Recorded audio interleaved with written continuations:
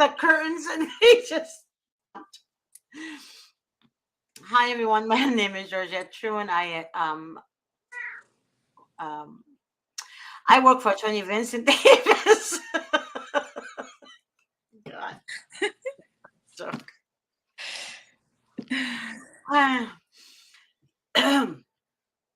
And I have my co-host Miss Stacy with me today, and Stacy is going to share some things with you, and I am also going to share some things with you that happened today. Stacy, do you want to go first? Oh, geez, Miss G. Um, You had a well, rough day today. yeah, it's been a rough day today. I'm a little under the weather-ish and tired, and I couldn't decide before the show if I wanted to take a nap or take a bath, and I knew that both weren't prudent at the same time. No, I know, right? I know. Oh my God. You look like you did one of them. You took a bath. Yep, I did. I took a bath. My hair's still a little bit wet Yes. because I didn't have time to dry it all the way before the show. You took a bath. I did the front though. That's okay. That's good. At least that's good. Well, But I know okay, so that a you've been couple. through a lot today. What happened? Yeah, I tried. I tried hard, but one of the things that was cute though we were able to do. Well, when Ginger, who was court watching with us, she put on Facebook for people to call about Katie Ryford for her release, and people have been doing that. And I put the website up for the commissary for to buy Katie Ryford things, and people have been donating to it for her. Um, we wanted to do more today, but it just didn't happen. And we were trying to do a legal application for her, but despite being a paralegal and a notary, the sheriff's office wouldn't let me have a legal appointment with her. So even though we wanted to do an emergency application, we couldn't.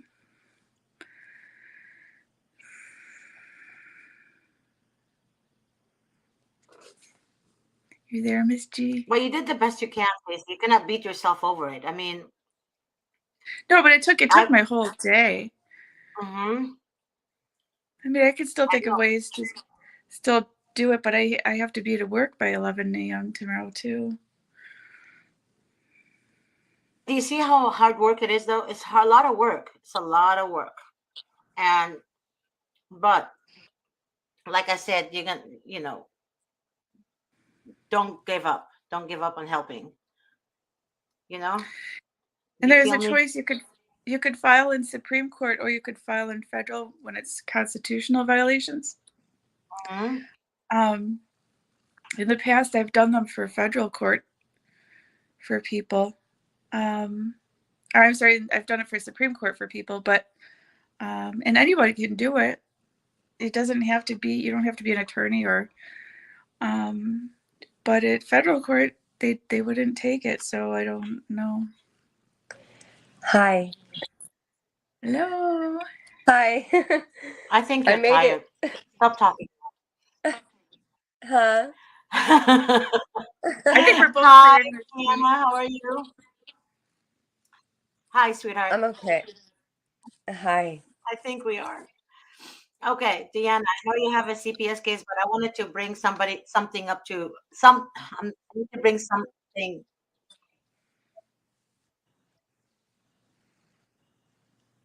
I'm Oh sorry? my God, I'm echoing. Okay. All right. Oh my God. All What? right. Can you guys hear me okay? We can now, yeah. Can you guys hear me? Mm-hmm. Yeah. No? Can you guys hear I me? Hello? Yes. Yes. Can you guys hear me? Yes. Okay. So today I had somebody call me, and she's a mother.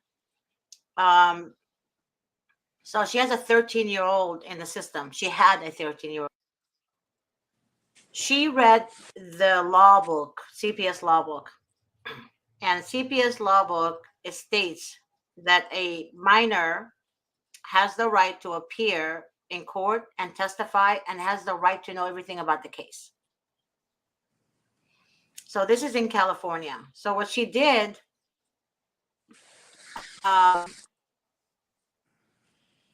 she said that she called the. She said on the pamphlet, um, foster kids have the right to about the case, and then she said you call the hotline, and when you talk to the hotline, you explain the situation to them nicely, and make clear of what you're trying to say. And she said that the social workers lied to the judge and told the judge that the 13-year-old didn't want to see his parents, and that wasn't true. So now she has her kids back, and she's going to sue. Okay. So she did everything right. She didn't give up. She didn't give up. That woman was a fighter. And not fighter in a bad way, but a fighter in a way where she got what she wanted. She made the system work for her, not the other way around. And she made sure she looked at that pamphlet, CPS pamphlet, and she did everything that she needed to do to get her children back. She wasn't abusive, her and her husband. The teenager was retaliating against the dad because the dad took his PlayStation from him. That's it. So he went to his aunt and told his aunt something completely different because he wanted sympathy and he wanted the PlayStation back. That's all it is. And then this whole thing escalated after that. Okay. But the pamphlet is very important for you guys to read.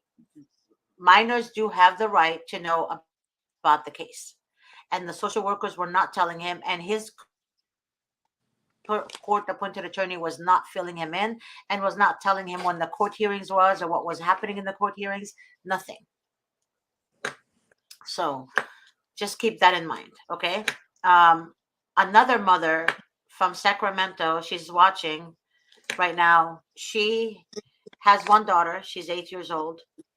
The boyfriend she was under protection from her ex-boyfriend because he went to jail because he wanted to kill her. And she got protection from him, and she was in a safe house, her and her daughter. CPS was notified because she called the police and told the police when he came out of jail, he went to see her and she was protecting her daughter. So the police put her in a witness protection home, a safe home, sorry, and to protect her. And then social workers found out where she's at, notified her ex-husband in another state to come and get his daughter. But she didn't do anything wrong. So first, one social worker said it's unfounded. Then the second social worker came along, and then she said it's unfounded. She's going to close the case. Then she went to the supervisor. The supervisor then told her that she has to close the case as general neglect. General neglect.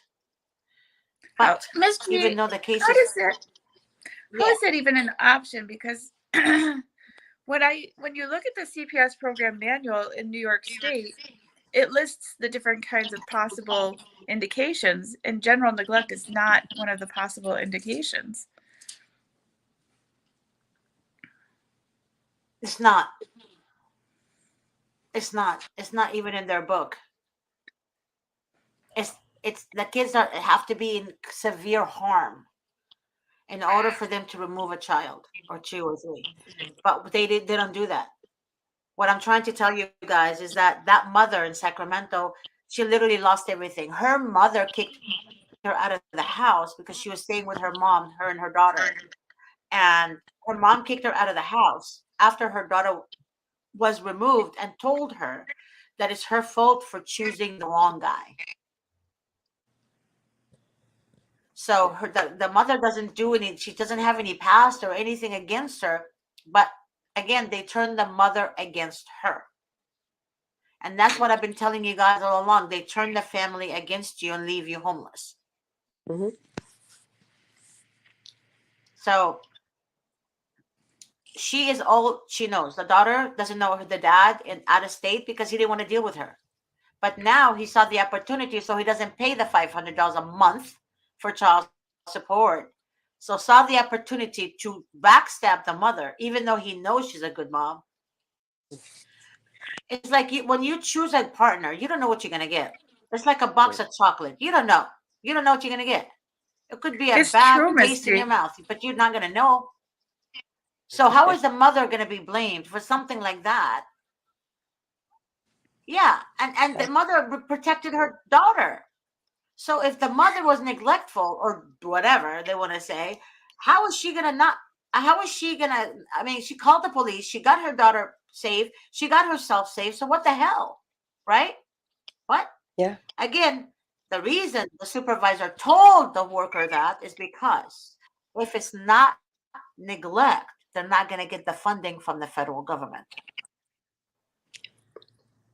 See, like I said to you guys, the money is so important to the entity.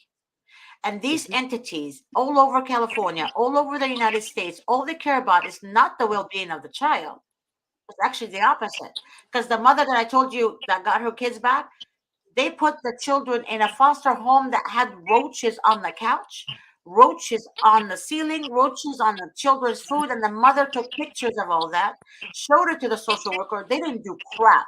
It's not until the mother hired 2 attorneys, one for her and one for her husband, CPS defense attorneys, and got her kids back. I'm telling you right now, she didn't stop. She questioned them. She would ask them, like, they, for example, they would tell the judge, "Oh, we didn't know where she lives," and she's like, "Well, how is that possible? Because from the beginning, you guys asked me what my address is. You guys asked me if I was married or not. You guys asked me all these questions. How could you not know anything about me, right?" So she got her kids back, and now she's ready to sue, and that's a great thing. Yeah. That's exactly what I want for you guys. Get your children back. But you have to do it wisely and you have to do smart. You have to be smart about it. And then you can go and sue them, but do not give them the hint that you're going to sue. I hope that makes sense to everyone. But I hope you guys can hear me. But, you know. I can hear you, and Deanna, where are you coming from? I'm from What South. state are you in? I'm in South Carolina.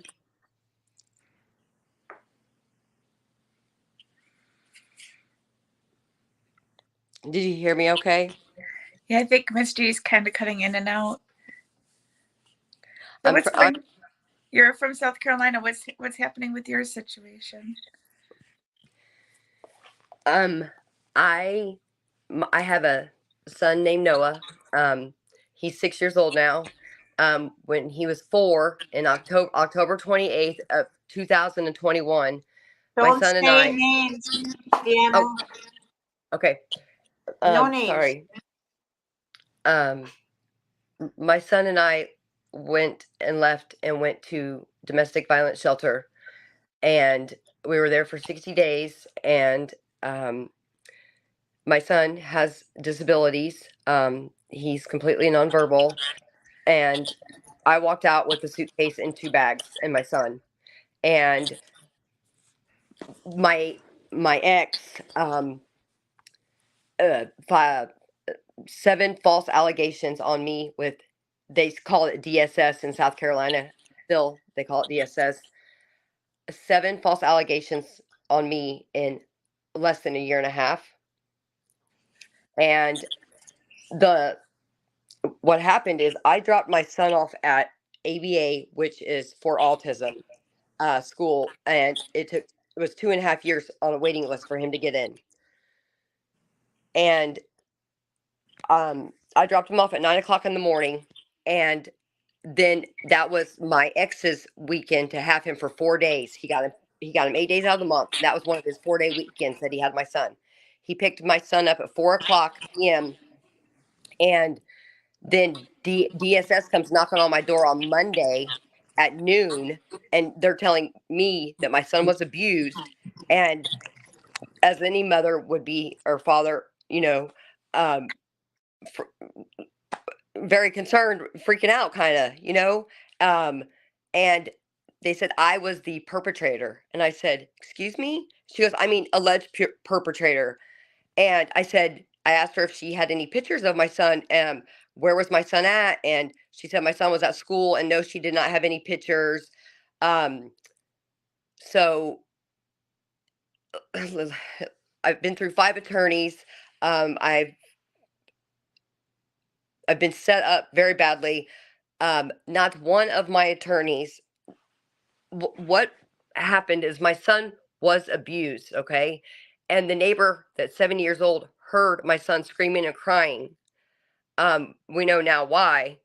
He wasn't even in my care then, but yet they were after me. And I had 5 attorneys that just did not even put one piece of solid proof evidence of my innocence on record. And still to this day, there's not one piece. The school said when mom dropped him off, he did not have any bruises on him. That would be correct. And they're mandated by law, have to report. And my son is still pull-ups, and they change his pull-ups, every day. And he was there from 9 to 4. And I did not get him until 4 o'clock on Monday. And then DSS came back to my house. They asked if they could, and I said yes. And I saw bruises on my son, on his arm, and what was in the report, one on his hip and one on his rib cage, there was not on Monday when I saw him. And that was the first time that investigator had saw my son as well. She was very young, starting out, and I felt that with my child with his disabilities and with going through a divorce with domestic violence and all that I wanted somebody that had more experience, and I had called up there and spoke with the supervisor and asked if I could have somebody else that, that she was very nice. I didn't have any problems with her. I just wanted somebody with some more experience because I took this very serious. And I believe she took that very personal. And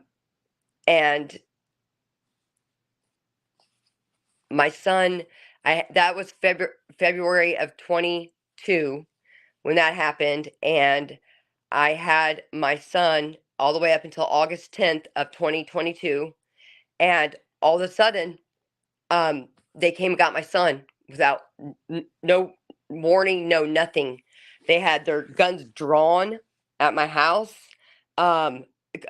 Police did, and they were the supervisor and the investigator, the one that I wanted a new one with. They were there. They took my son. They were very, very mean. And then they handed him to his dad, who he had not seen in 3 months, who had ghosted, and also who he was very scared of. Very. And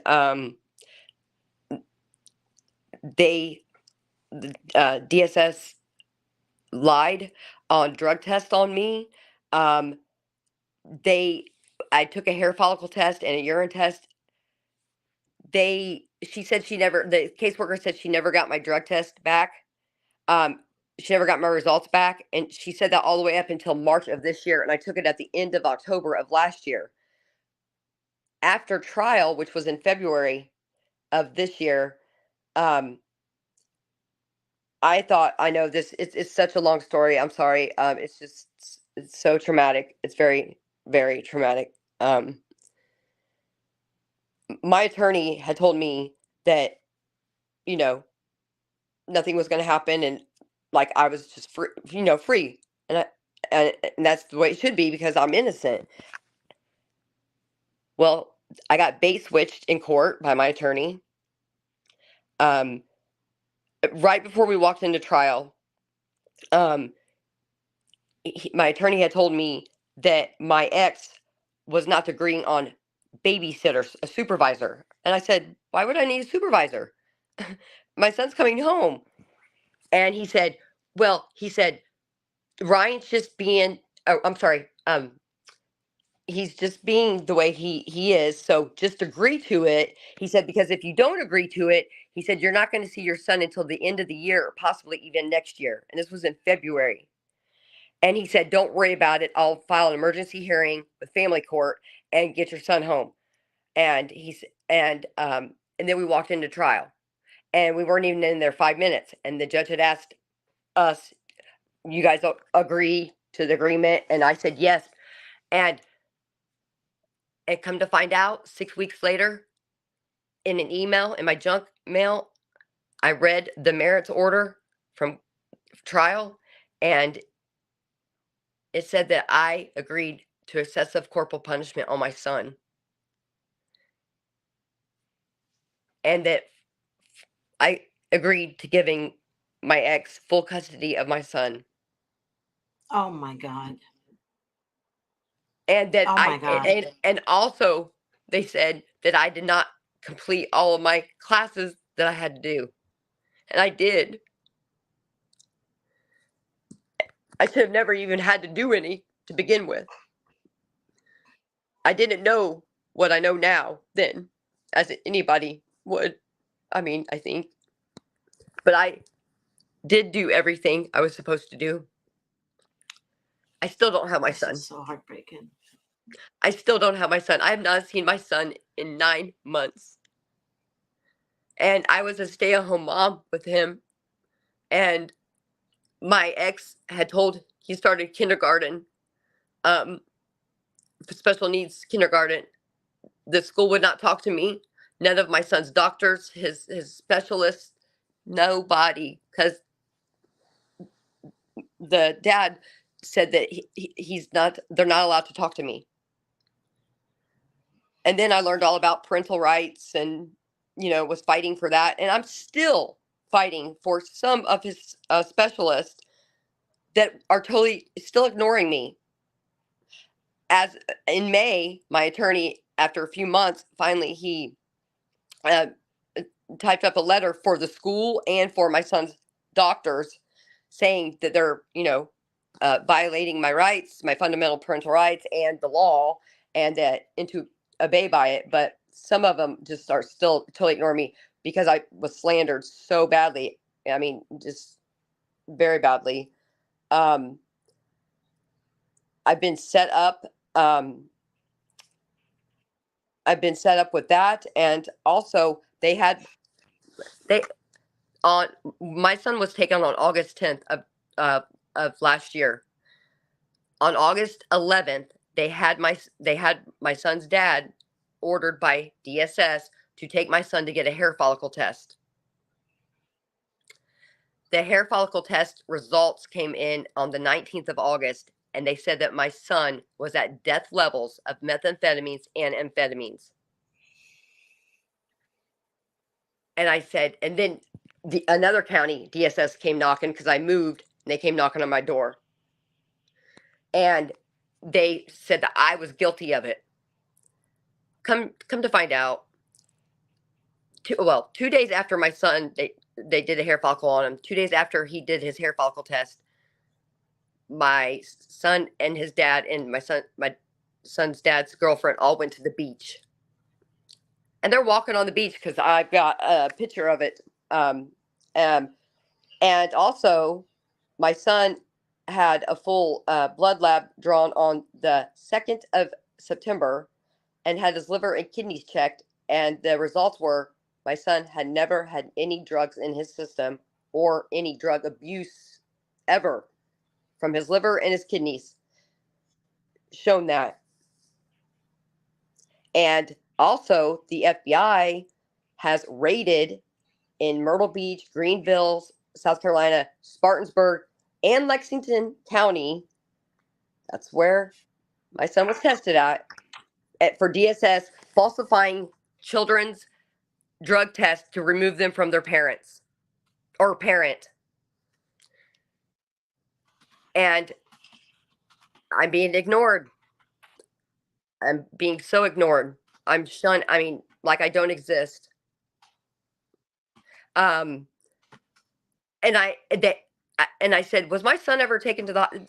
You would think if a child had any kind of drugs in their system, they would. If my son came up with drugs in the system, first thing I would do was take him up to the children's hospital emergency room. He goes to the beach. They never took him to the hospital. And I asked DSS, I want my son retested. I said, don't believe it at all, because I know he never been around drugs. And they refused to have him retested.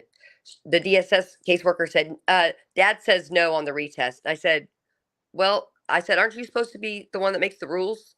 You know? I said, you should want. I said, if I had your job and a child tested positive for death levels or any level, I would have that child retested. They never did. And also, his dad shaves his head completely bald in the wintertime in December. And my son, with his autism, it's traumatizing to him to get he don't like his head touched or anything, and the noise and the vibration and everything is very traumatizing to him. So he goes and shaves his head completely bald.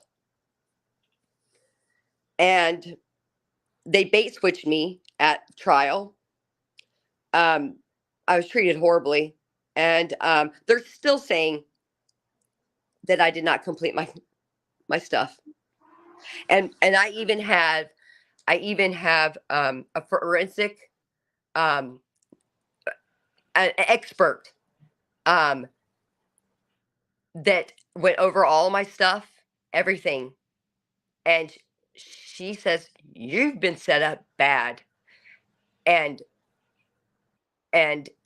my attorney has shun her out. She would get on trial to testify against all of this. And it's a big nightmare. It's a big nightmare. And she even told my attorney, she said, Deanne, she said she completed everything. I've seen it. And they keep saying I did not. And I've caught them in so many lies. It's unbelievable. And it's all documented. But I've called higher up people. And you know what they do? They tell me to call the county DSS where I'm having major issues with. Call them. I said, why would I call them when I'm having problems with them? And this was at the Inspector General's office that have a special task force for just DSS alone. And that's what they told me to do. And I keep getting redirected to that county. And they don't talk to me. They don't talk to my mom or any. And they let my son, knowing when I would get 2 hours a month with my son, he would have bruises on him, bites all over him, be filthy, developed very bad. My son has sensory disorders as well, and there's smoking inside of the house that he's living in, and it's caused him to have upper respiratory infections, and two other things that I can't pronounce. Major sinus problems and all the, health problems and stuff. My son's very traumatized being taken away from me. And do they care? No, they don't. They do not care at all. And one of the things after they took my child, DSS asked me about if I was getting Social Security for my son. And I said, no, I'm not. But I had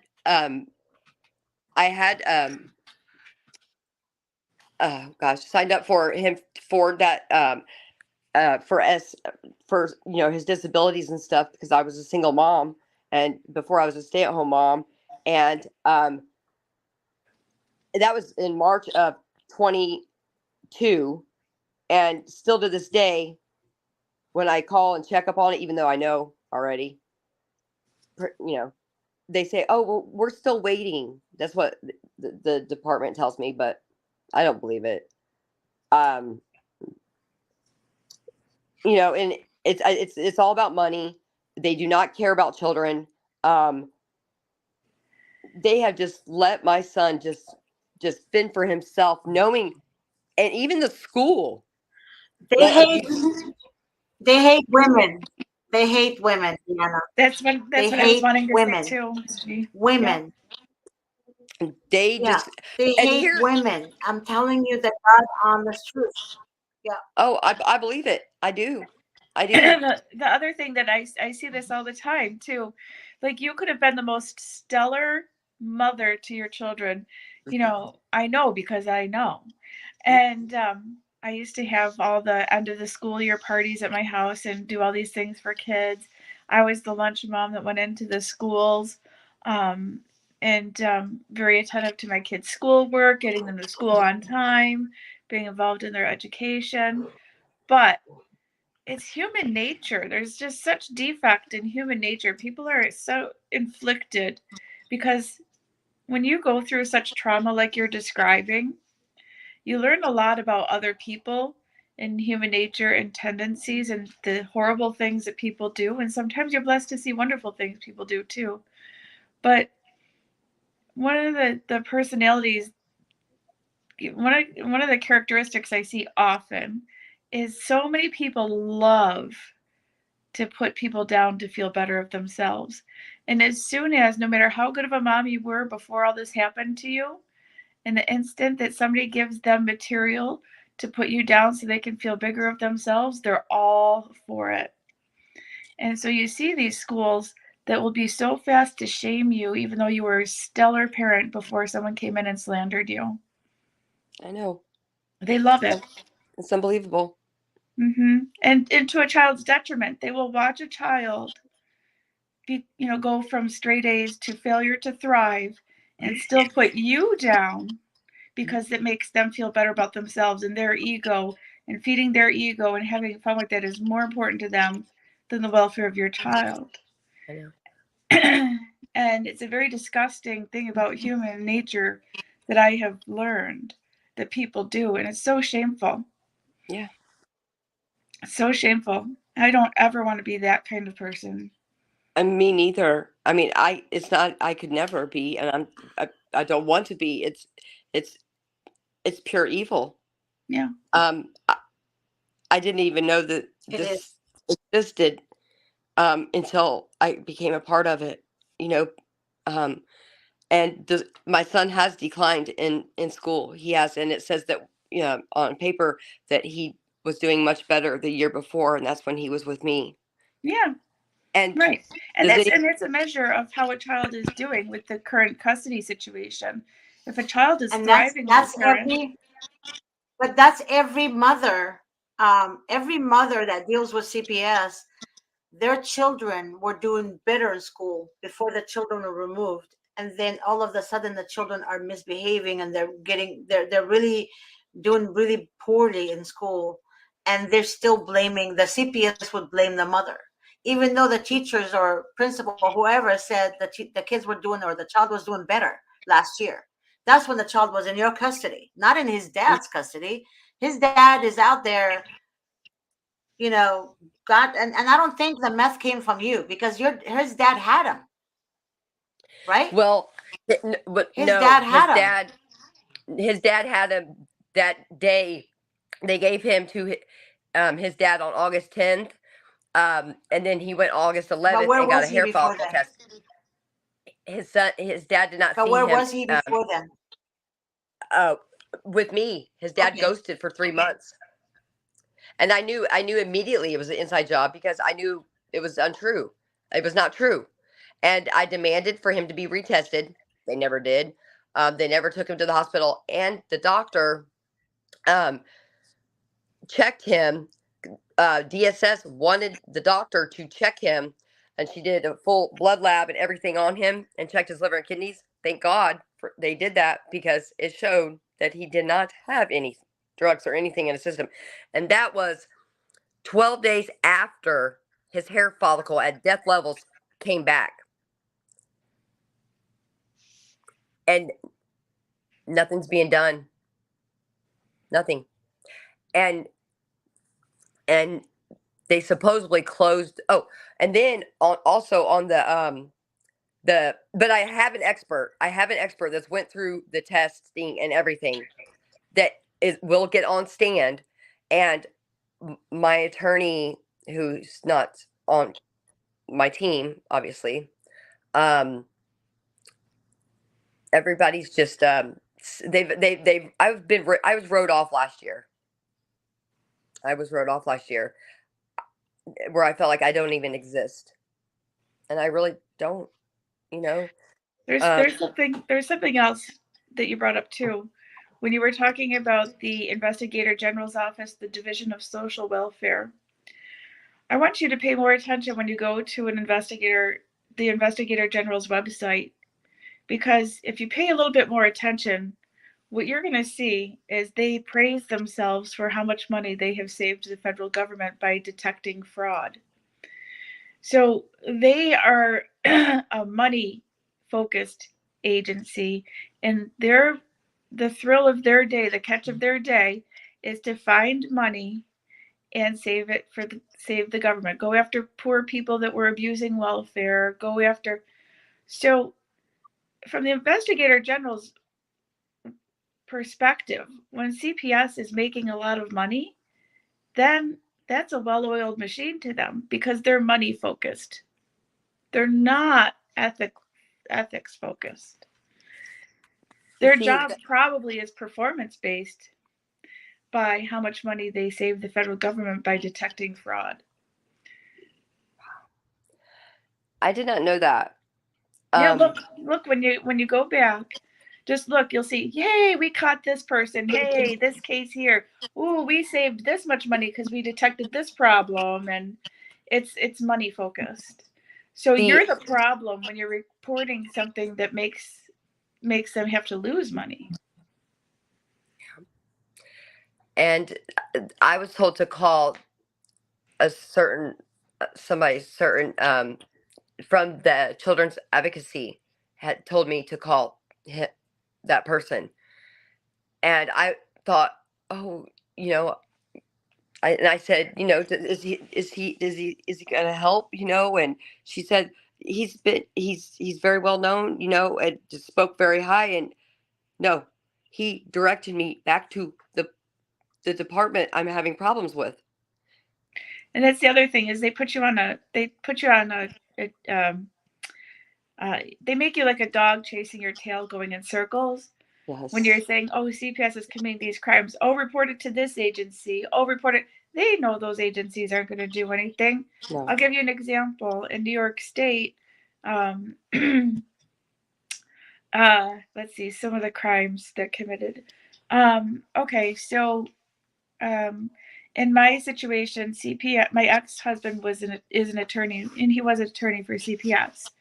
And there were 2 reports of severe child abuse that were reported to the state hotline, and they were never investigated, and they were serious reports, and so they were closed inappropriately without investigation. And so I was reporting this, and I reported it to the police because it's also a crime of official misconduct and some other things. And the police told me, "Oh no, we don't investigate CPS. We don't ever investigate CPS. So call the Office of Children and Family Services." So then you go and you call the Office of Children and Family Services, and they're like, "Well, we're a state agency and CPS is a county agency. So we can tell them how to improve their performance, but we can't hold anyone accountable." So then you go back to the police and you say, "Well, I want to file this report," and they will not take it. Getting the police to take a report against a crime CPS committed is like trying to get Superman to eat kryptonite. It's like so repulsive to them; they will not accept it. So they put you on a little Oh, circle, like and the intention is that they're just going to keep you spinning around, and there's going to be real no source for your complaint to go, and the source they should be taking it at the police station when there's crimes committed, because if there's a penal code for it, they should be investigating it, but they won't, I know my because they son. all work together. Yeah, they do. They sure do. Um, and my son, this was after, you know, the DSS case was open. My son was coming back from his dad's with bruises, and he was being abused. And I took him up to the police station, and I made a report, and it even says on the police report, visible bruises. Nobody called, nobody, nothing. And then I kept calling and I spoke with the chief and everything. And then he said he was going to have an investigator call. They found it. They didn't see it, even pictures were taken and everything. They said they didn't see anything to make a crime or anything. And I was like, "What?" I can't get any. I don't even like the word justice anymore because in my opinion there is no justice. Um I can't get anything for my son. And then this last time when DSS was called on my ex, they they find him unfounded on things that are actually founded.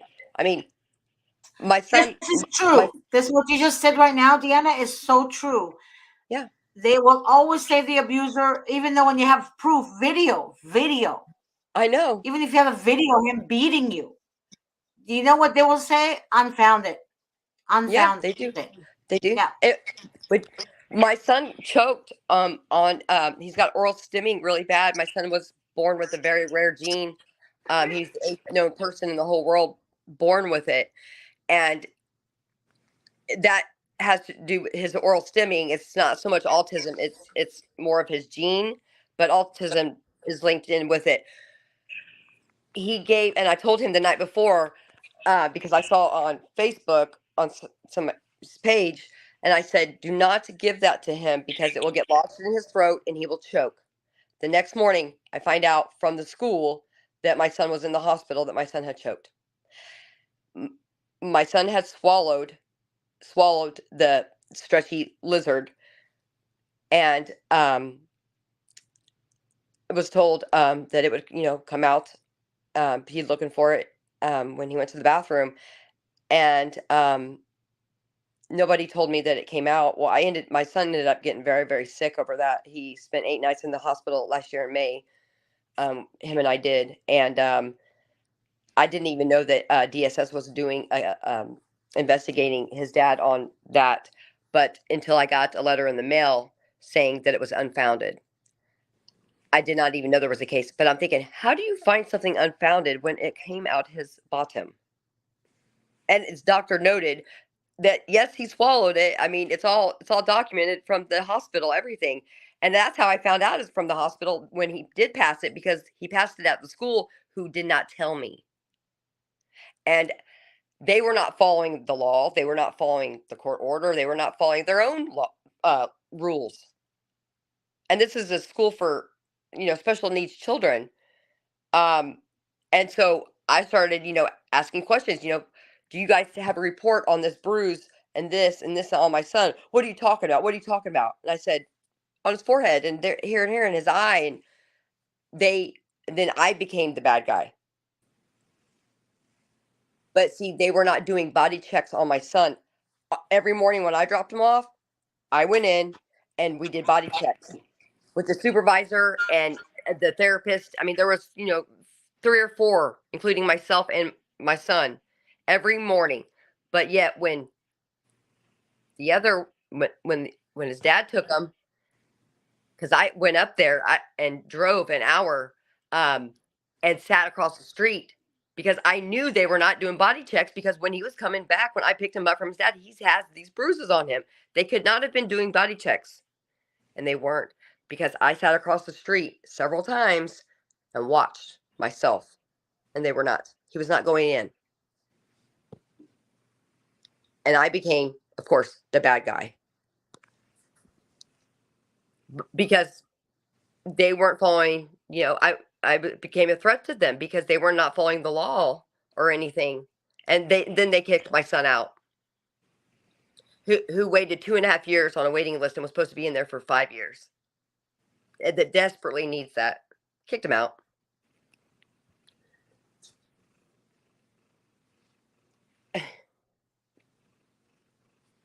And my ex has. So wait, hold on. Wait, Deanna. So the dad has him now. So Yes. your parental rights is not terminated. No. Correct? No. You just lost custody. Yes. we're going to They can't terminate your parental rights if the other parent has the child. see. I'm so confused because I'm in the dark, like always, on the merits order from trial that I got in my email. It said that if I do not finish my treatment plan, which I did, if I don't finish my treatment plan, it said, and then the placement plan, see attached page 22, but there was nothing attached. And so I'm like, what's this placement plan? And I looked it up, and from what I can recall, that a treatment plan like parenting classes and stuff is different than a placement plan. And I asked my attorney about it, and he said he had no idea what I was talking about. And so Uh-oh, we lost her. Oh my gosh. Sorry. I think she's having a really bad connection because we lost her. But did you hear what she said? Which part, Miss G? About, let me just make sure Grace knows. Okay, about everything, how they favor one parent over the other. But then my question to her was, did she didn't lose her parental rights, but I don't think she knows anything. Like, I just find it strange, Miss G. If a child tests positive for drugs, I mean, it's one thing if the parent tests positive, but the child. but then again, the father was looming around. He could have done something. You do know that the father probably requested the hair follicle test after he did what he did. Think about it. The father requested it. They don't just request hair follicle test from a child. I get it, Miss G, but I'm just trying to say, there's a lot of good, loving parents whose kids do turn to drugs, but it doesn't mean their kids should be taken away from them. True, I get that, but he's a special need. He didn't do meth. Oh, I see. He didn't do meth. The father was, I know what she's saying. I know. But the father was looming around. And usually a vindictive father, a deadbeat, vindictive coward, will do everything they can to win. And in this case, meth can be just by touch or by air, and meth doesn't have a scent. Attorney Davis told me it doesn't have a scent. And I asked also other people, and I Googled it. It doesn't have a smell to it. So basically, if blown in the air and the child gets it on his hair or anyone, it's going to appear like the child is around meth. I mean, yeah, it's true. We had the attorney Okari. He said that. He said meth can be anywhere. Like you can be walking and meth can just come to your hair, and the hair holds a lot. The hair holds a lot unless they bleach the hair. But if the hair is not bleached, yes, it's going to show that they did meth or they're around meth. But that doesn't necessarily mean they're doing meth or somebody around them is doing meth. How come the mom wasn't tested positive for meth? Right. So it doesn't make sense. It's a sad story. It is. It's a very sad story. And I'm so sorry to hear that, but we're going to have to end the show now because I know you're not feeling good. Yeah, I am looking forward to bedtime. All right. Might sound strange to your California listeners, but it's 11:00 p.m. here in New York. Yes, and she has a cat and she's purring. Okay, go sleep. Have a good night. You too, Miss G. You need to take care of yourself and get some good rest too. I will. God bless you, sweetie. I'll talk to you soon. Okay. Bye-bye. All right, everyone. Good night. God bless you. I'll see you guys tomorrow.